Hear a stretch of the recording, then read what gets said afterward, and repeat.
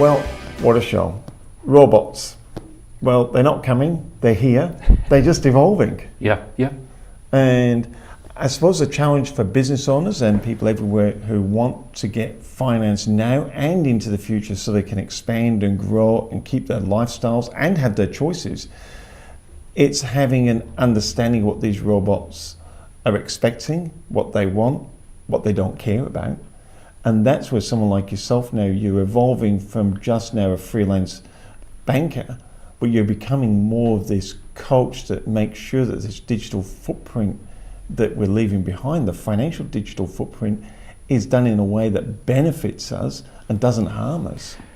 Absolutely. Look, I think our job hasn't changed, and it's just that we're much more clearly able to articulate what we're actually doing as part of getting finance for our clients, and that is that we definitely are coaching them through and managing their profile in such a way that getting credit is going to be either easier or cheaper. Yeah. That's where the value add is for the client. They'll get it easier and cheaper.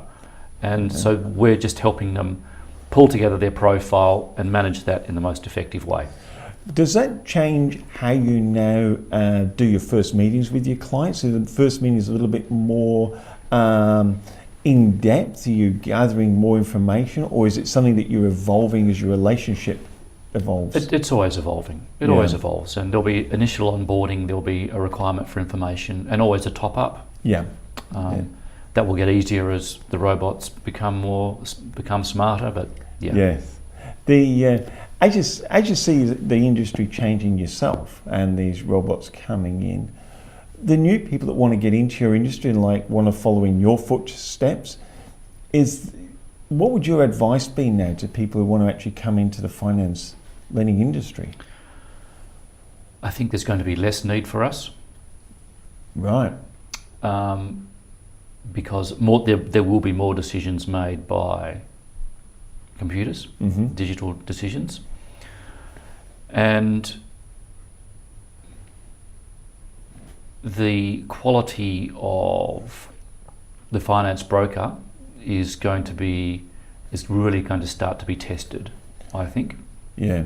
So the guys that are just in the industry ticking boxes are probably going to struggle, where the guys like yourself who've set yourself at that next level of consultancy work, of managing digital profiles, this niche is going to grow where you're going to become, well, for every business has got the accountant in there, got a lawyer that they know they refer to.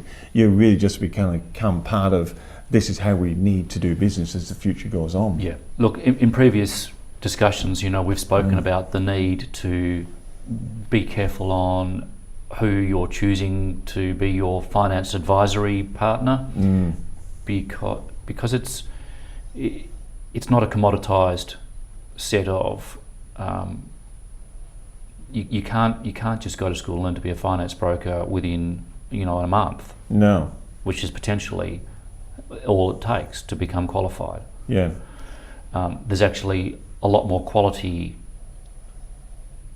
and subjective experience that goes into doing a good job. It's like when you're a newly minted doctor that's come out of med school is not going to be as intuitive and as have the clarity and the experience that someone that's been out there doing it for 20 or 30 years has got.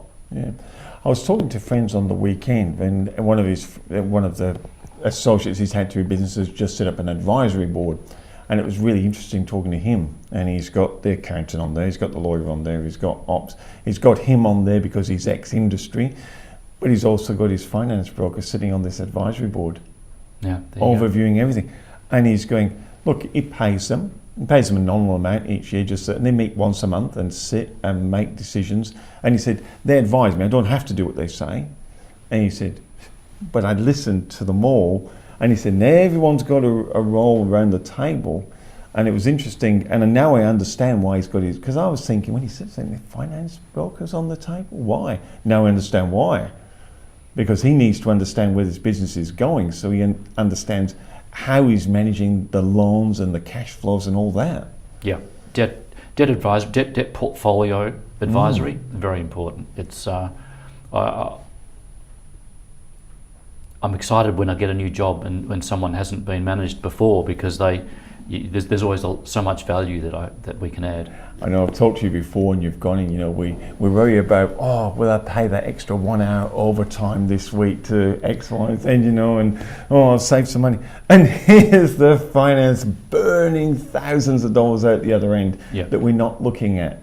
Unless you've got someone like yourself going, hold on, we can save 1 or 2% here, or even 0.5%, and on your loan, that's $20,000, $30,000, $50,000 a year. And it didn't cost you anything, just a couple of signatures. Yeah. It's amazing. Yeah. And do you see these types of roles now for business, like the savvy business owners now are going to have a better or a closer relationship with their finance people like yourself? Absolutely. Yeah. It doesn't matter which strata of business size you look at, whether it's small or medium, very large, all the way through treasury management, working capital management, debt raising. There's a lot of very smart people out there and assisting those guys, and the smart ones are taking those guys on and getting their advice. Yeah. So for business owners looking, and maybe not have stepped into this realm yet, maybe just still going, this is a little bit new, or they just haven't felt the need, but they're going, maybe I should have what would be your advice? So if someone's sitting there, let's take that one. I'm sitting here, I haven't quite engaged in a freelance banker like yourself yet, I hadn't had a conversation. What would you say to them? Just have a quick within half an hour of just having a conversation, we would be able to determine what we would need to look at to add value, to reduce their cost, or to strategically set them up for the future. So it's a reasonably quick conversation. Yeah. And then there will be a flow of information after that or before that to help get the broker appraised of the situation. But it's a relatively easy, very easy thing to do. And a worthwhile one too, with the amount of money that can be saved or made. Yeah. What's the best way of contacting yourself, Andrew? So the best way to call is get in touch is just a phone call, 042 775 735. Fantastic. And you're based in Perth. With your lending, it's very interesting. Can you see yourself expanding just out of WA now because of what you do? I've got clients in all the states in Australia. It's a digital world, and it's not not through the post or It's not restricted No, anymore. it's not. No. That's fantastic. So no matter where you are in Australia, what's that number again, Andrew? 042 7775 735. Fantastic. Thank you so much. Thanks for coming in and talking about robots are here. Thanks, Michael. Cheers. Thanks very much. And we'll be back again shortly.